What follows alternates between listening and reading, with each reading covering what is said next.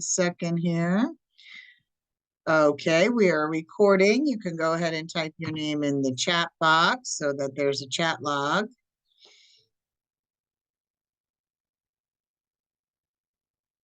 Any questions with our week 6 or the week 5 that just closed while we're waiting for everyone to type their names?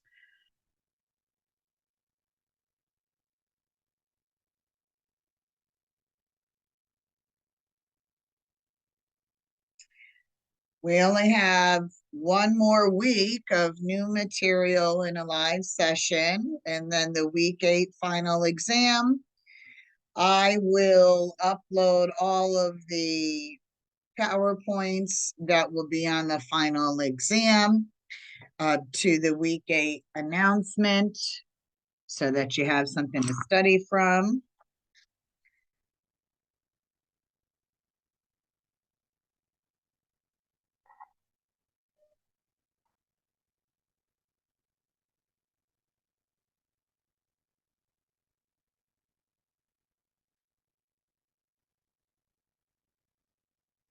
Okay.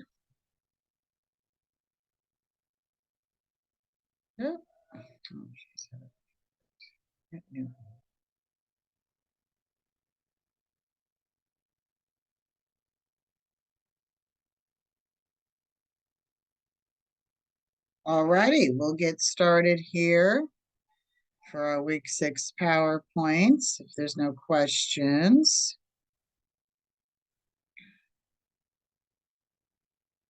Okay, let me just skip these.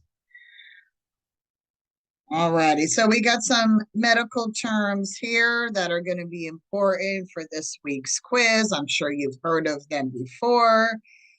Just to refresh your memory, when we're looking at the blood, we have the medical term for red blood cells as erythrocytes. And the term for our platelets are thrombocytes, and both of these are made in red bone marrow. Then we have our leukocytes, which are our white blood cells, and those are produced in both red marrow and lymphoid tissue. Our erythrocytes, the red blood cells, contain hemoglobin. Hemoglobin is an iron-based protein that carries oxygen to the body's tissues.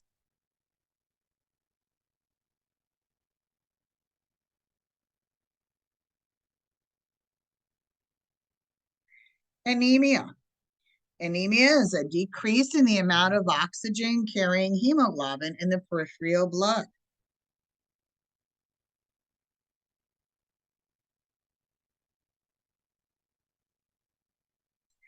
Leukemia. Leukemia is a neoplastic proliferation of white blood cells. So they're going to have anyone that has excessive white blood cells count. It's because they're circulating, causing a decrease in the red blood cells and platelets. So usually the first sign of this is petechiae, the little tiny bruising because of the loss of platelets. Now, if a patient walks around like this for a long time without seeking help, they can very likely hemorrhage from those lack of platelets. So anytime there is unexplained bruising like that, blood work needs to be done. Usually for leukemia, it's a bone marrow biopsy. Lymphoma, neoplasms of the lymphoreticulaire system, which includes your lymph nodes, your spleen, and the lymphoid tissues of some of the organs, such as GI, tract, lung, and skin. Two major types are Hodgkin's and non-Hodgkin's. Infectious mononucleosis. This is mono, usually affecting young adults. We used to call it the kissing disease there. It's a self-limited viral disease of the lymphoreticulaire system. Patients are going to have mild fevers, very fatigue, sore throat, swollen lymph nodes. Epstein-Barr virus is thought to be the cause of this.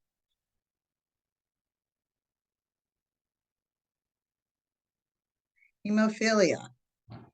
This is an inherited anomaly of blood coagulation. It appears clinically only in males. A person who has hemophilia is prone to spontaneous hemorrhaging or severe bleeding, even from just minor cuts or injuries over the lifetime.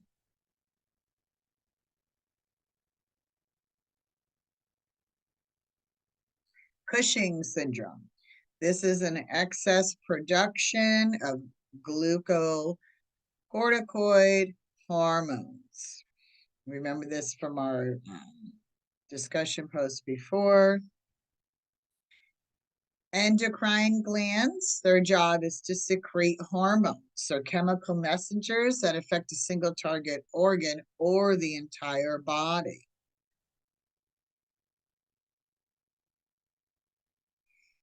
The adrenal glands, they lie on top of each kidney.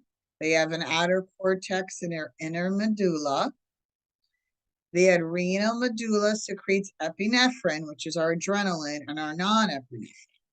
These are our fight or flight hormones, and they're secreted in stress situations.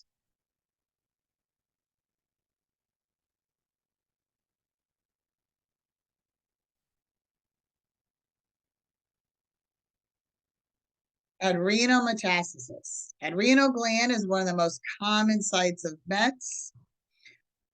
Primary tumors that most frequently metastasize to the adrenal glands are primary tumors from the lung, breast, kidney, ovaries, GI tracts, and melanomas.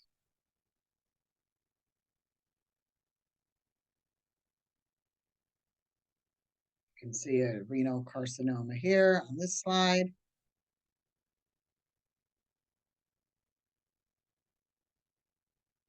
The pituitary gland.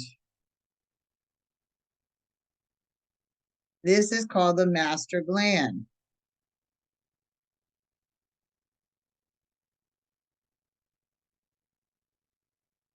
Hormones secreted control most of the glandular activity throughout the body, and the hypothalamus controls the pituitary hormone secretions.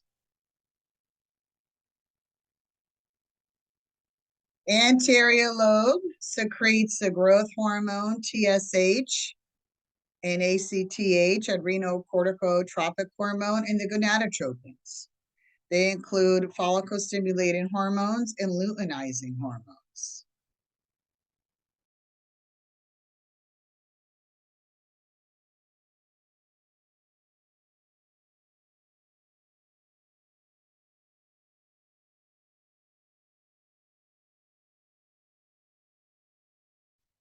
Hyperpituitarism. That's caused by excessive growth hormone, given the prefix hyper, and this is going to result in acromegaly in adults and gigantism in children.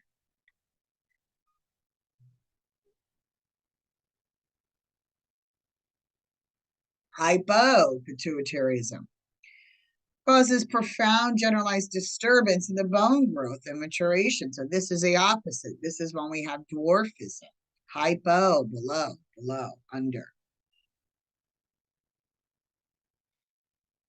Thyroid gland. The thyroid gland is a butterfly-shaped gland located in the neck at the level of the larynx. It lies just below the Adam's apple.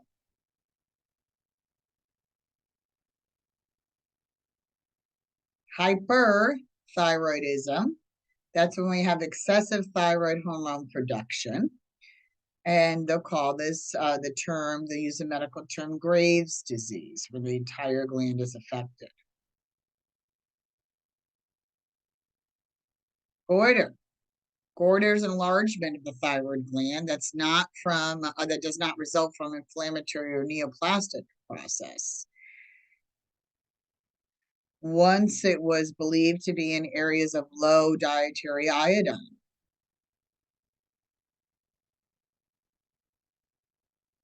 Diabetes mellitus. This is a common endocrine disorder.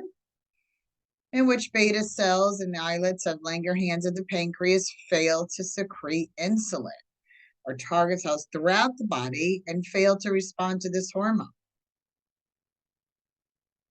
Lack of insulin prevents glucose from entering the cells, and it deprives them of the major nutrient needed for energy production, which results in hyperglycemia.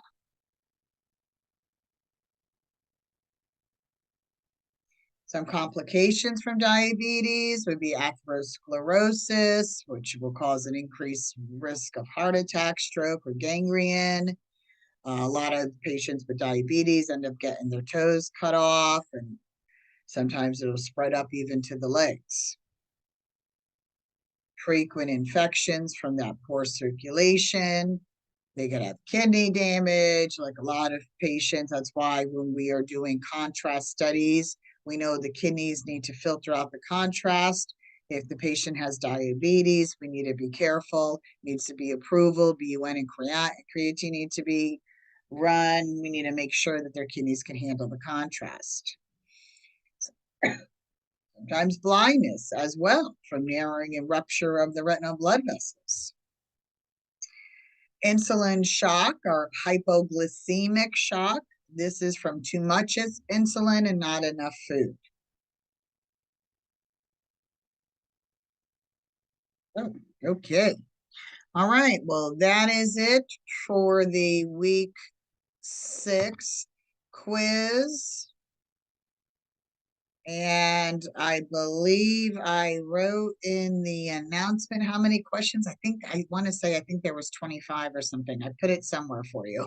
I either titled it in the assignments with the number, or I put it in the announcement. I can't remember where I put it, but I think there was around 25 for that. Okay.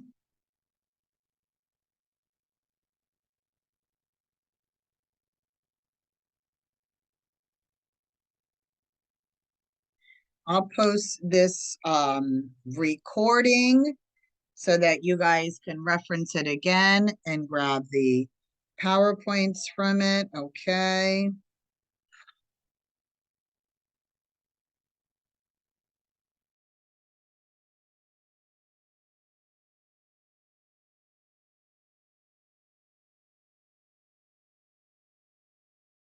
Okay. Anyone have any questions?